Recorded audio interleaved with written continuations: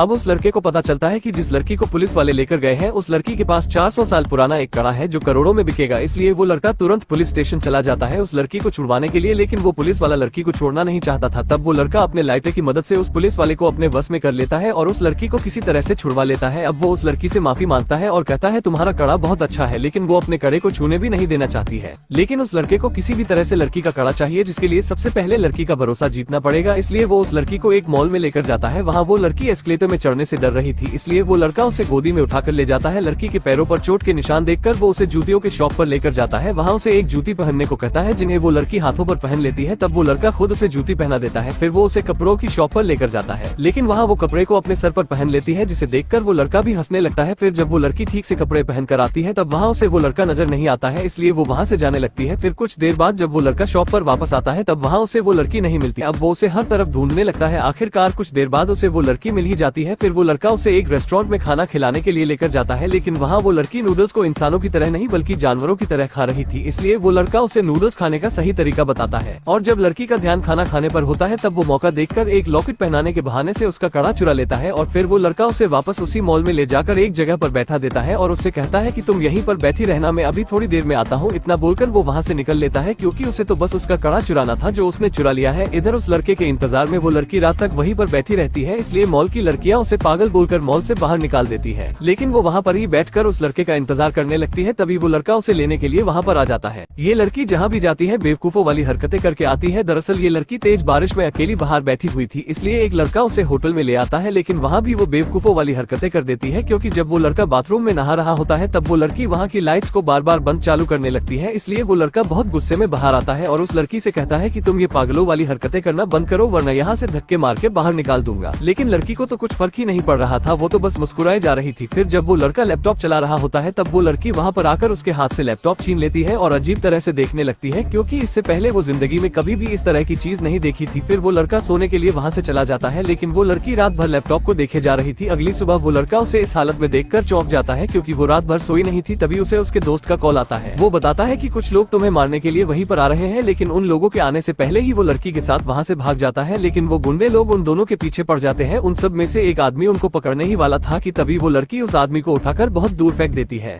ये दोनों हर तरफ से फंस चुके हैं, क्योंकि उनके आगे गुंडे हैं और पीछे समंदर है। वो लड़की समंदर में कूदने के लिए कहती है, लेकिन वो लड़का कहता है कि मुझे मरने का कोई शौक नहीं है, परंतु लड़की उसको ही लेकर समंदर में कूद जाती है। अब वो लड़का पानी में डूबने लगता है, लेकिन वो लड़की पानी में जाते ही जलपरी बन जाती है। फिर वो उस लड़के को बचाने के लिए उसके पास जाती है। तभी वो लड़का उसे इस रूप में देख लेता है, जिसे देखकर वो बहुत हैरान होता है, क्योंकि उसे अब पता चल चुका है कि इतने दिनों से वो एक जलपरी के साथ घूम रहा था। फिर वो जलपरी उस लड़के को किस करके उसके साथ बिताए गए सारी यादें मिटा देता है, क्योंकि उसे पता चल चुका था कि वो एक जलपरी है। फिर जब लड़के को होश आता है तो वो खुद को समंदर के बाहर पाता है। वो सब कुछ याद करने की कोशिश करता है कि आखिर वो यहाँ पर कैसे आया। उसे सब कुछ याद तो आ जाता है, लेकिन उसकी यादों में वो लड़की नहीं थी। फिर जब वो घर जाता है तब उसका दोस्त उसे वो कड़ा दिखाने के लिए कहता है, लेकिन वो लड़का हंसते हुए कहता है कि तुम किस कड़े के बारे में बात कर रहे हो। तब उसका दोस्त कहता है कि तुमने ही तो कहा था तुम स्पेन में एक लड़की से मिले थे जिसके हाथ से तुमने वो कड़ा चुराया था, लेकिन इन सब के बारे में उसको तो कुछ याद ही नहीं आ रहा था। फिर उसका दोस्त उसे उस कड़े की फोटो दिखाता है जो उसने ही उसे भेजा था, जिसे देखकर वो सोच में पड़ जाता है।